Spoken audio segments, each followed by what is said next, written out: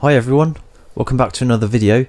In this video I'm going to show you the jam-packed Jinty. Okay, so what are we looking at here?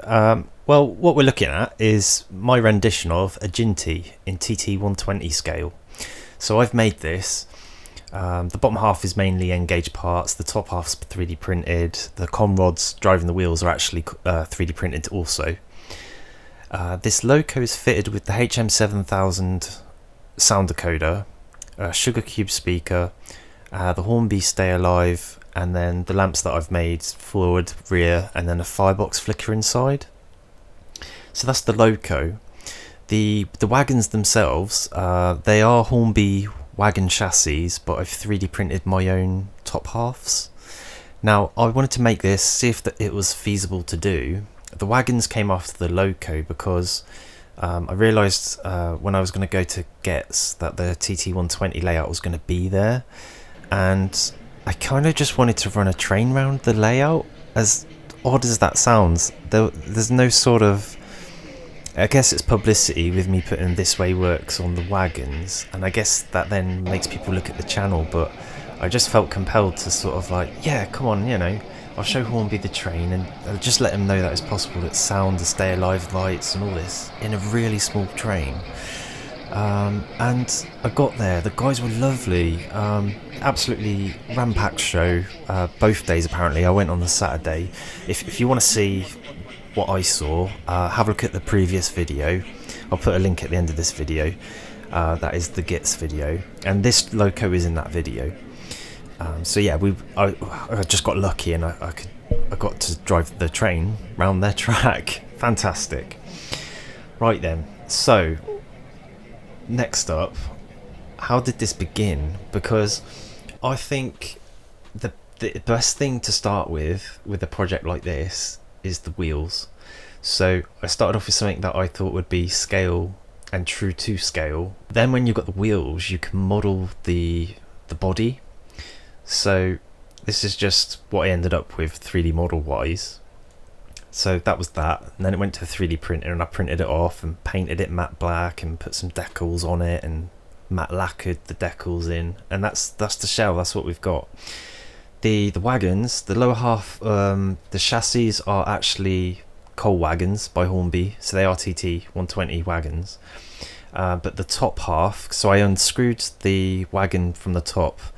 So the top half is my 3D model. So I just made a rough 7-plank wagon and embossed my This Way Works on the side of them, and that's how this thing came to be. I took it to the show and that was that really. What we'll do is we'll take it over to the bench and I'll just run it for you and show you the sound and the lights.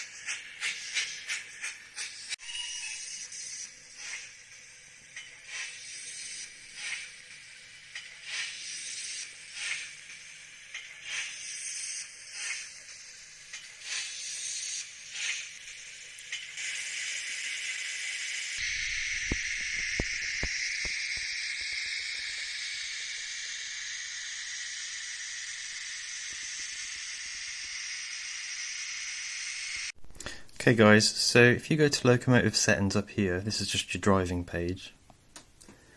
You've got the usual, you know, address and whatnot. What I want to just say here at this point is with the HM7000 sound chips, it's advisable not to go over 20 on your global volume, and this is what I would talk about here. It's very easy, just set the slider to 20, there you go.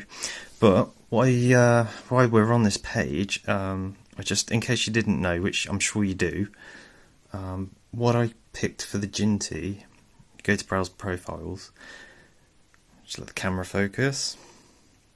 Now you can select different locos for the sound profiles. Now because I've got a 060, the option that I went for here was a steamer. So, and it was actually the 4F, that one just there. So that's the sound profile I'm using. It made a bit of sense to me because it's got the same wheel arrangement. It probably sort of worked in the same way, made similar noises. So that's the one I went for, and it sounds pretty good. It's good to see Hornby here adding new sound profiles as we go, like the Class 37, that's new. 47, 66, so they're good. But yeah, I just wanted to let you know that at the minute there's only like a finite amount of wheel arrangements, shall we say, for locos, and that's this guy here that I've used. Okay then, so we are at the bench.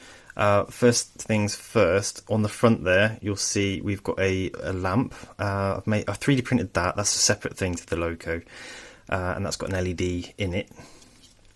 And then on the back, that's got a lamp, and that's also got an LED inside that. There is a firebox flicker LED inside here. You're not going to see it because it's just in a hole inside that sort of dash console part that's there. Again, you won't see it, but there is a sugar cube speaker just here. It sits in this void. That's the same size as what is used on the Hornby TT120 locos. Another thing you're going to see probably from the outside here is these 3 humps at the back. 1, 2, 3. That is the Stay Alive, the Hornby Stay Alive, and it's still in its heat shrink. If we go underneath, this is the money shot. This is what you're all wanting to see, I think. This is the Stay Alive, okay? That's the underside of it, and you can see why I'm not taking it apart. It's just I've super glued the heck out of it, so I apologise, but I think what I'm showing you here is probably good enough for if you want to try and have a go at making one yourself. We'll start off with what's behind this. So we've got a speaker that's at the top, and then the decoder's at an angle, and that's the HM7008 TXS Bluetooth sound decoder. That's got the 4F sound profile I just showed you on it. And then, so the relevant lamps are wired up to that as well. I won't go into a wiring diagram or anything because the wiring's pretty much the same for most decoders, and if you look at some of my previous videos, possibly the Britannia, that would be a good one to go look at, the Dapol Britannia. Right then, so the wheels. I can tell you that these are 11mm in diameter, but other than that, I can't tell you what they're off because I don't know. I've got a box of N-gauge bits that one day I thought, oh, I'll make something out of those, and funnily enough, I have. And here we are with the Jinty. So they're 11mm in diameter. They've got a 1.6mm hole in them, or they're like an interference fit on the shaft, so they're quite handy. They're handy because the shafts being 1.6mm fit perfectly into what are these things here, and they're called bogey posts. Okay, this is what that thing there is broken because it should have an ear both sides at the top. Now these are from a pull type grain Farish loco. There are a few options here. You've got a class 20, 25, 33, 43, and some of the others, but they're the ones that come to mind.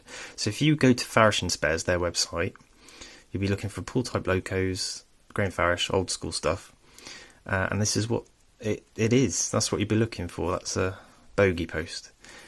Now then, so that's what's at the front here. I'll cut it down, cut the ears off it. The shaft sits in there lovely. The shaft is 15.8mm long by 1.6. It's so you can buy it in a rod.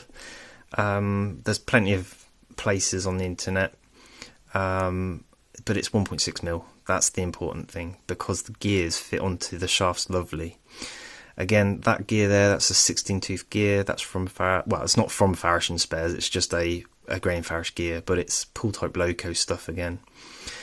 So on this loco, it's only the middle wheel set that's driven by the motor that's in there. And that motor is a cordless motor that sorry, I haven't got any part numbers. It's just what I had laying around at the time. Get yourself something that's rated for 12 volts. Get yourself the lowest RPM you can find, because lower RPMs mean more torque with cordless motors normally.